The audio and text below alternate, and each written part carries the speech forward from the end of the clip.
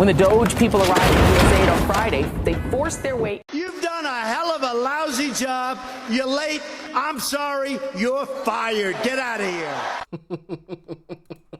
So if you haven't heard, Joyless Reid, her show's been canceled. Now, I'm not exactly sure if she's actually completely been fired or if her segment has just been completely canceled.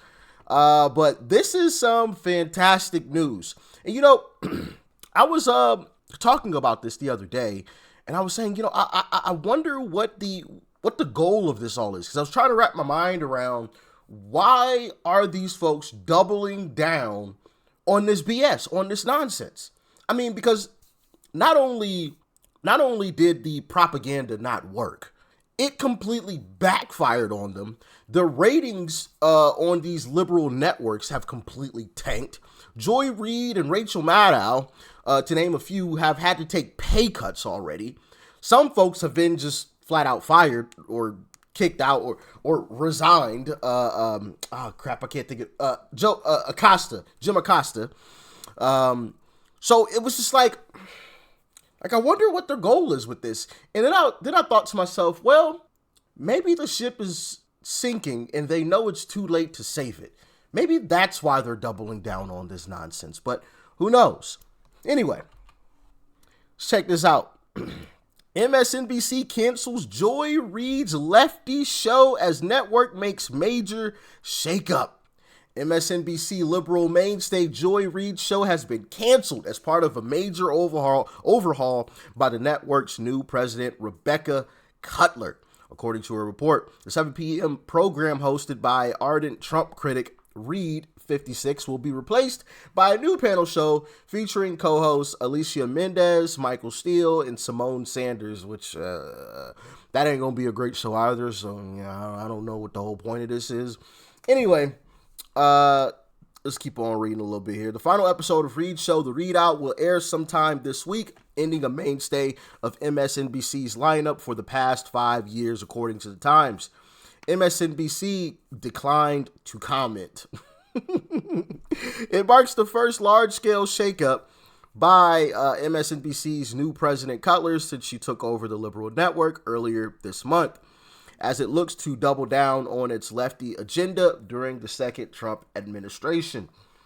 Reid, one of the most prominent Trump bashers in mainstream media, has been a long-serving anchor at the network, hosting the weekend talk show AM Joy since 2016 before being named anchor of a 7 p.m. slot in 2020. She has made a series of infamous rants in recent months, including telling Trump supporters to make your own dinner at Thanksgiving, saying they should suffer the consequences of your votes. Jeez. Cutler is making other major changes at MSNBC as she looks to change the fortunes of the network, where ratings have consistently trailed behind Fox. Alex Wagner, who has hosted weekends at 9 p.m., is also losing his anchor chair after Rachel Maddow returned to 5 days. Yeah, so they made Rachel Maddow come back to the office. And now, apparently, Joy Reid's show is being completely canceled. She already took a pay cut. Rachel Maddow already took a pay cut. These networks are getting rid of people left and right, like Jim Acosta, amongst others.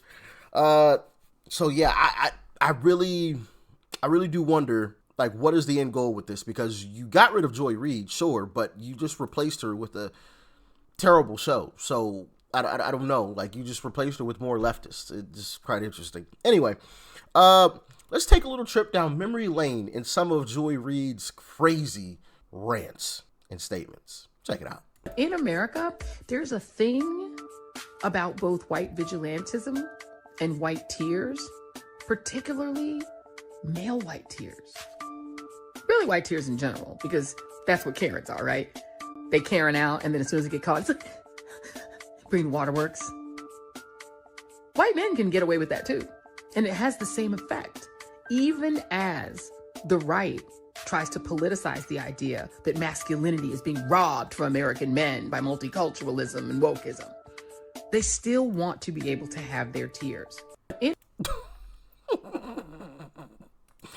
You know, goodness gracious, I'm so not shocked. You know, I'm so not shocked.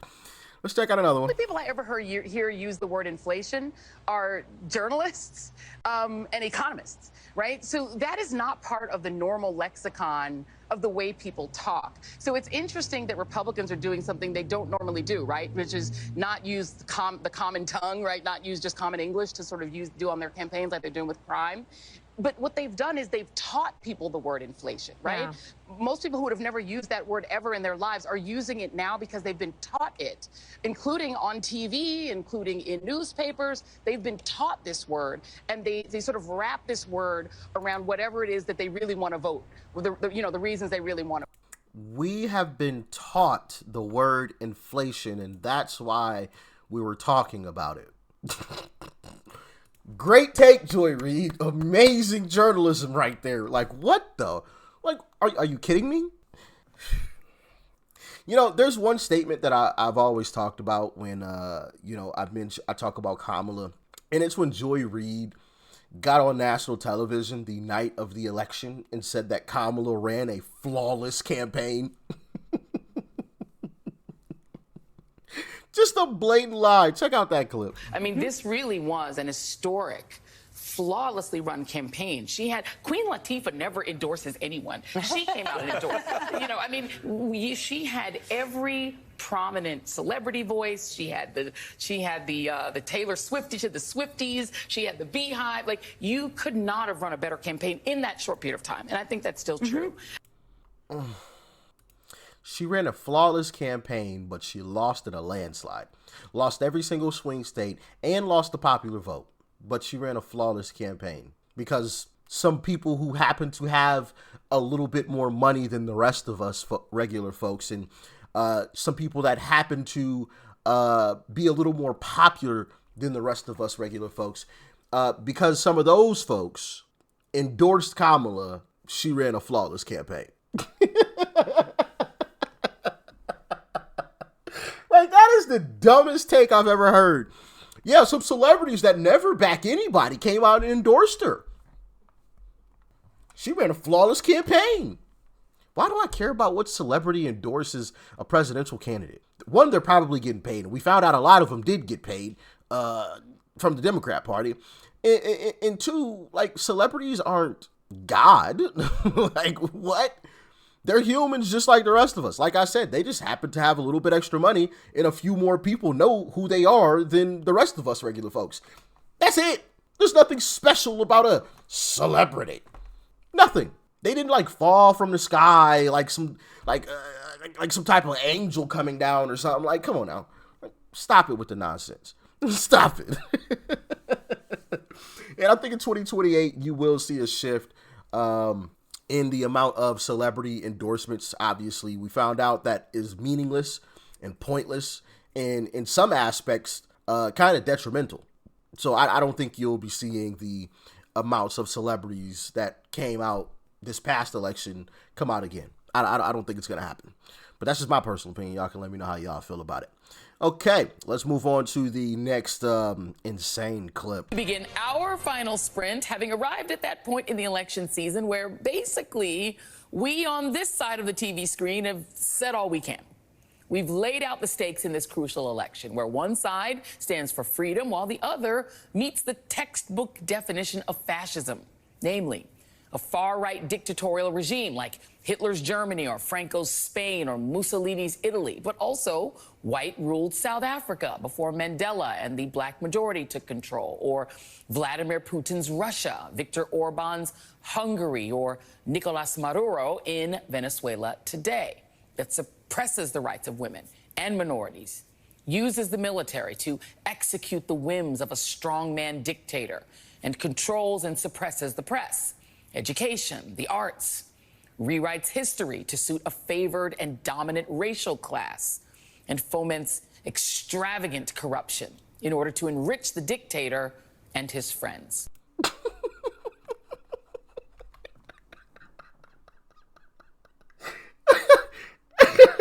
Like, how, you know what?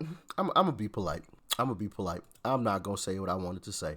My goodness, guys. Like, next clip. They want white supremacy by ventriloquist effect.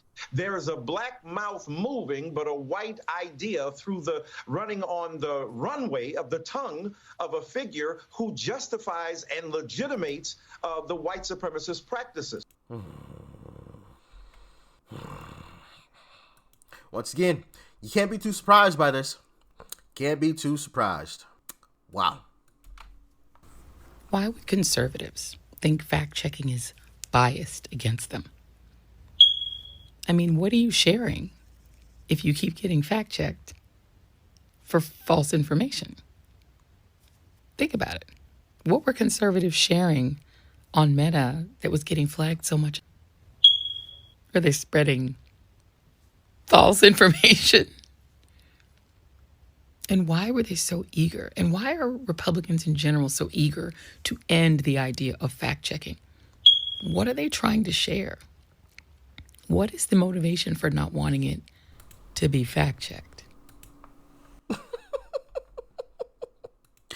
I'll end the argument here, guys. Don't worry. So listen, Joy Reid, there was a point in time where we all were saying and talking about the laptop, but you all said that was false and misinformation. And there were a lot of people who were banned because of this false or misinformation. And we were right the entire time. And with that, I rest my case. Anyway, yeah, Joy Reid is cooked. Like I said, I don't know if she's completely fired. I'm sure we will find out very shortly. I doubt she is. I'm sure she's just going to have to join some other panel of folks and speak, but she doesn't have her own personal show anymore. And maybe she'll have to take another pay cut as well, because she is severely overpaid. I think she was paid $3 million to begin with and had to take a pay cut down to $2 million, which that is still overly paid. I don't think she's worth $20,000. Okay. Pay her $10K to give her points and opinions, and that's about all she's worth, right? That's about all she's worth, in my humble opinion. But what do y'all think, man? Let me know. I mean, because if we're being fair, because I know some folks are going to be like, Rich, she's worth nothing. To be fair, there are some folks who actually watch Joy Reid, who enjoy Joy Reid. So to be fair, you got to take those folks into account, okay? So that's why I said she worth about 10 bands, about 10K, you know, 10K. Yeah, I feel like that's fair. I feel like that's completely fair. 10K to do her little spiel and Trump derangement stuff on television, and that's all you get. That's all I got for you. But as always, y'all let me know your thoughts and your opinions about this. I don't think this is going to be the last person that gets canned in mainstream media. I think there's going to be some more folks as well, and as well as some more pay cuts, because mainstream media is on its way out. Thanks for tuning in. As always, peace and love. I'm out.